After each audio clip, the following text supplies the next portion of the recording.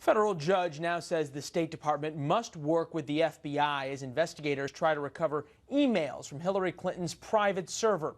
Senator Johnny Isakson is a member of the Foreign Relations Committee, joins us now from Atlanta.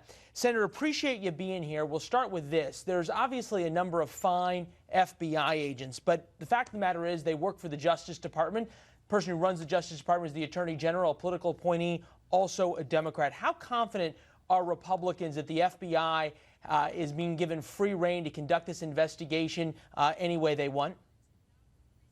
The FBI is loaded with highly intelligent people and highly secure people and people that know what they're doing, whether it's a Democrat they're investigating or a Republican.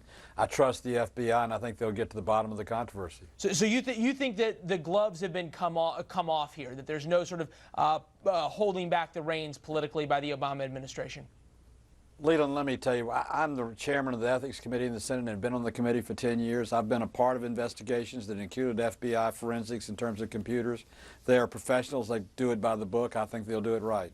As you look here in terms of what is come out of this, there's obviously so many different facets that folks are upset about as it relates to Secretary Clinton's behavior then and then how she's handled the revelations about her server now. What do you find the most egregious?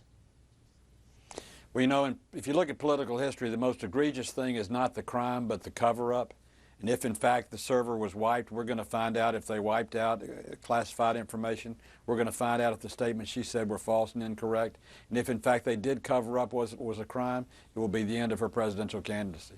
You hit on a very key point here in Washington. It's rarely the crime, but often the cover-up. There have been people who have at times compared what's going on right now in terms of destroying the server to Richard Nixon destroying those tapes, the Nixon tapes. Do you feel as though that there's any kind of similarities here between Servergate and Watergate? Well, if in fact the server was wiped and if in fact it had classified documents and top secret emails on it, and if in fact she tried to wipe it and said she didn't have any there, it would be just as bad as the missing 18 minutes of tape in Watergate. And what do you think should happen? Do you think she should be, that there's a possibility of criminal prosecution here, or do you think her candidacy ends and it's over? Well, I'll leave that to the Justice Department and the FBI, but the political prosecution would be the end of her candidacy. No, that is something a lot of folks agree on as well. I want to switch now to your other responsibilities on the Senate Foreign Relations Committee, obviously as they relate to the Iran deal. Secretary Kerry came before you, testified, obviously asked for every member of the committee's positive endorsement as it related to that deal. It was at times a contentious meeting, and I know now that you have publicly come out and said you are voting no. Tell us why you've gone against the Secretary. Three reasons. Number one, the side agreements with the International Atomic Energy Agency at the UN between the Iranians and the agency that we're not allowed to read, yet it's a part of the agreement. I'm not going to agree to any agreement for the people of Georgia that I can't read and see. That's number one. Number two, I think we negotiated from a position of weakness and not strength.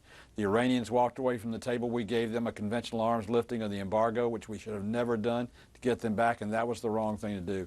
And third, I totally disagree with the President and the Secretary of State. It's not a choice between this agreement and war. It's a choice between this agreement and the strength of the United States, and I choose the strength of the United States over appeasement with the Iranians.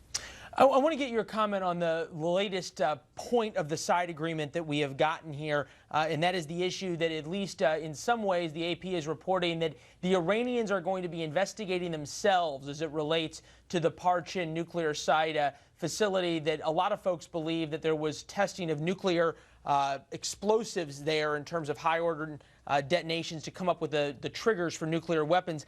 I'm wondering, is there a way that this deal gets any better as we keep learning about these side agreements? Because as far as I can tell, it continues to be heads I win, tails you lose on the Iranian side. The deal only gets worse for the United States and for the people of Israel, for the Middle East, and for the entire world. Every day that goes by from the day it's signed, the Iranians get a lessening of sanction, a lessening of accountability, and more opportunity to do nefarious things. It'll be a bad deal for the entire world, a bad deal for the United States. And we will know you'll be voting against it. We'll see if you get 67 of your colleagues to make it a veto-proof override. Senator Isakson, appreciate your time, sir. Thanks, Leland. Have a great day. Thanks. All the best.